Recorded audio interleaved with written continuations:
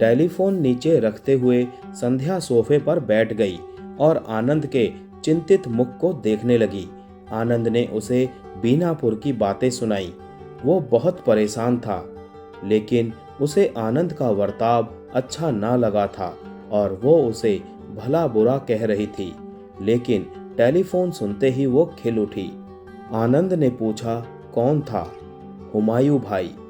क्या कहना चाहता था? बेला लौट आई है।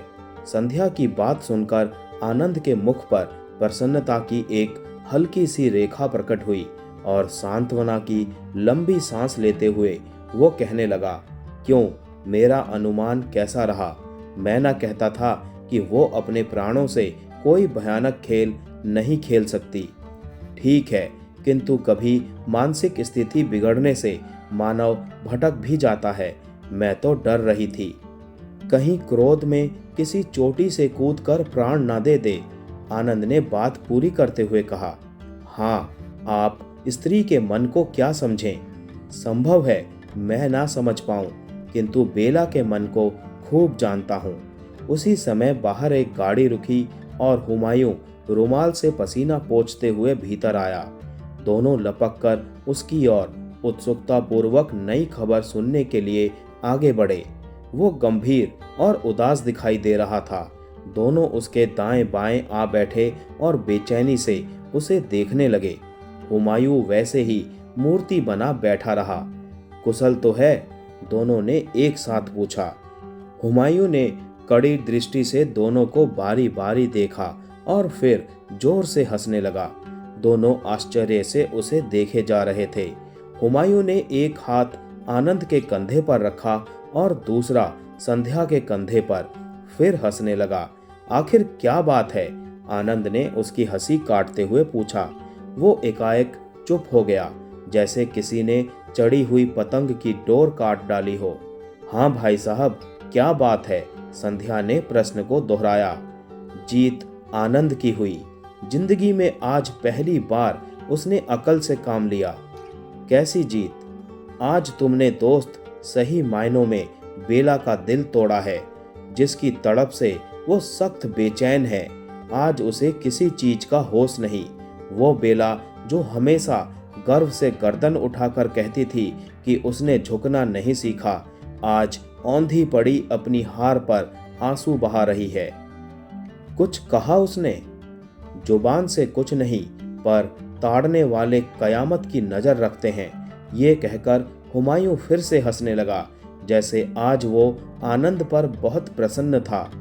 हुमायूं, संध्या और आनंद कोई नई युक्ति सोचने लगे, जिससे बेला फिल्मी दुनिया को छोड़कर अपने वास्तविक जीवन में लौट आए।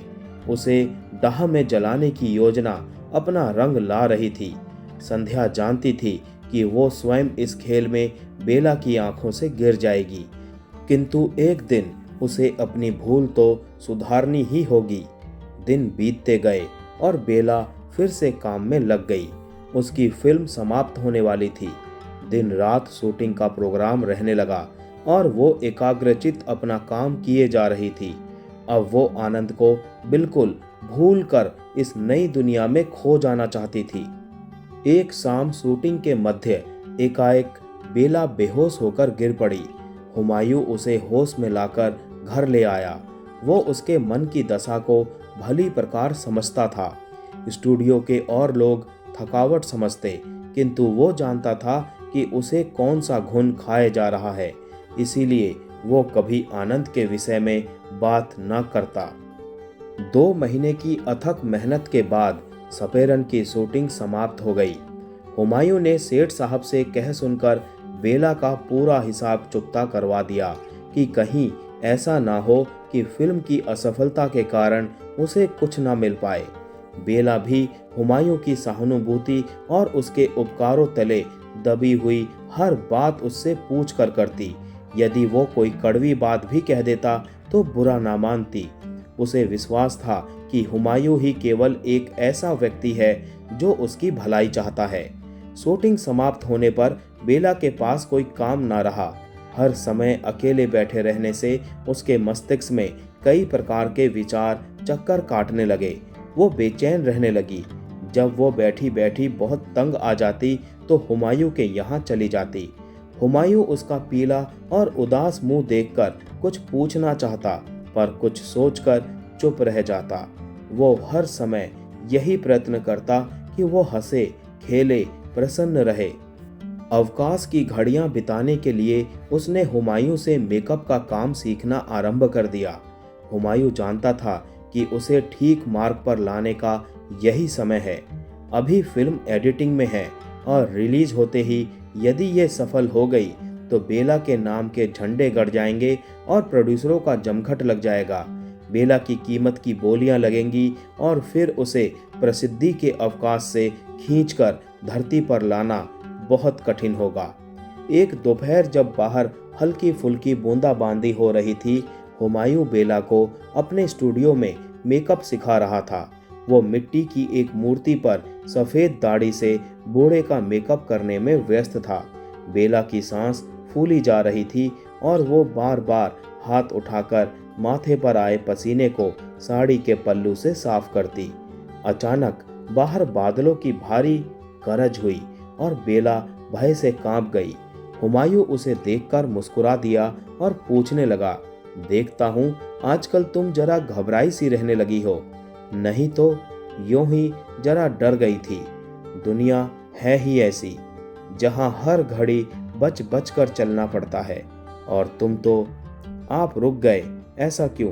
कुछ भी तो नहीं। मैं देखती हूँ कि आप मुझसे कुछ पूछना चाहते हैं, किंतु हर बात आपके होठों पर आकर रुक जाती है। तुमने ठीक जाना, कुछ पूछना था, लेकिन पूछ नहीं सकता। ऐसी क्या बात है? पूछिए। वो बात जो एक मर्द को औरत से नहीं पूछनी चाहिए। मैं समझी नहीं, आप साफ साफ कहिए। भय से मेरा दिल। यही पूछना है कि तुम्हारे दिल के दर्द का क्या होगा। कैसा दिल का दर्द? कुछ भी तो नहीं। तुम मुझसे छिपा रही हो। ऐसी कश्ती की हालत मैं खूब समझता हूँ जो भंवर में फंसी हो और उसे सहारा देने वाला दूर किनारे जाकर खड़ा हो। मुझे किसी सहारे की जरूरत नहीं। वो गर्दन अकड़ाते हुए बोली, यही तो तुम्हारी भूल है। सहारे और मदद के लिए तुम्हें किनारे पर खड़े आदमी को पुकारना ही होगा। वो कोई दूसरा नहीं, तुम्हारा ही खेवनहार है, वरना तुम डूब जाओगी। हुमायूं भाई, तूफान बहुत बढ़ चुका है, नाव को डूबने ही दीजिए। नहीं नहीं, सहारा देने वाले का क्या, वो कोई और पतवार थाम लेगा। डूबोगी तो तुम ही, इस गहरे और भयानक मझधार में। बेला एक अज्ञात भय से कांप गई और फिर जरा सी देर की निशब्दता को तोड़ते हुए बोली, ये कवियों की सी बात क्या छेड़ बैठे आप? इसीलिए कि तुम्हारा खेवनहार आज किसी और कश्ती को खेने जा रहा है। मैं समझी नहीं। पहेलियां बुझाने की अब मुझमें बुद्धि नहीं। तो सुनो, तुम्हारा आनंद संध्या से मोहब्बत करता है, वो मैं जानती हूँ। मुझे क्या, लेकिन अब दोनों शादी करने वाले हैं। नहीं, बेला की एकाएक चीख निकली जो उखड़े सांस से कटकर रह गई। नहीं, ऐसा नहीं हो सकता। आनंद ऐसा कभी नहीं कर सकता। और फिर आप ही कहिए, मेरे होते हुए कानूनन वो दूसरा ब्याह कैसे करने लगा? तलाक लेना होगा। हुमायूं भारी आवाज को जमा कर बोला, वो इतना सरल नहीं। हमारी अनबन का कोई प्रमाण भी तो होना चाहिए, कोई कारण भी तो होना चाहिए। उसके पास वो है क्या? बेला ने झट पूछा। वो घर गृहस्थी की जिंदगी चाहता है। उसका कहना है कि तुम बांझ हो, उसे औलाद चाहिए। औलाद के लिए कानून और समाज दोनों दूसरी शादी की इजाजत देते हैं। हुमायूं की जुबान से बांझ शब्द सुनकर बेला जल गई। उसके शरीर में अंगारे दहकने लगे। तो क्या अब आनंद उसको ऐसा समझने लगा? मैं बांझ हूँ, उसे संतान की आवश्यकता है, संतान के लिए वो ब्याह रचा रहा है। वो इस आड़ में अपनी वर्षों से दबी प्रेम की चिंगारियों को हवा देना चाहता है। ना जाने ऐसे कितने ही विचार उसके मस्तिष्क में चक्कर काटने लगे। उसके सामने आनंद और संध्या मुस्कुराते हुए आते और देखकर खिलखिलाकर हंसने लगते।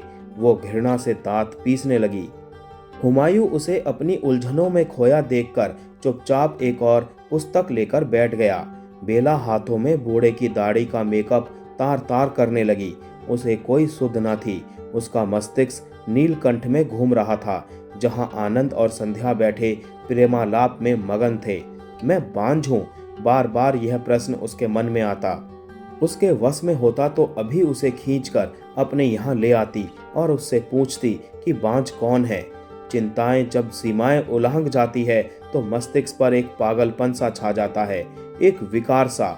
यही इस समय बेला की हालत थी, जिसे लिए हुए वो कहीं जाने को तैयार होने लगी। हुमायूं ने पूछा, कहाँ? परंतु बेला ने कोई उत्तर ना दिया और चली गई। हुमायूं कुछ सोचकर टेलीफोन पर संध्या का नंबर मिलाने लगा।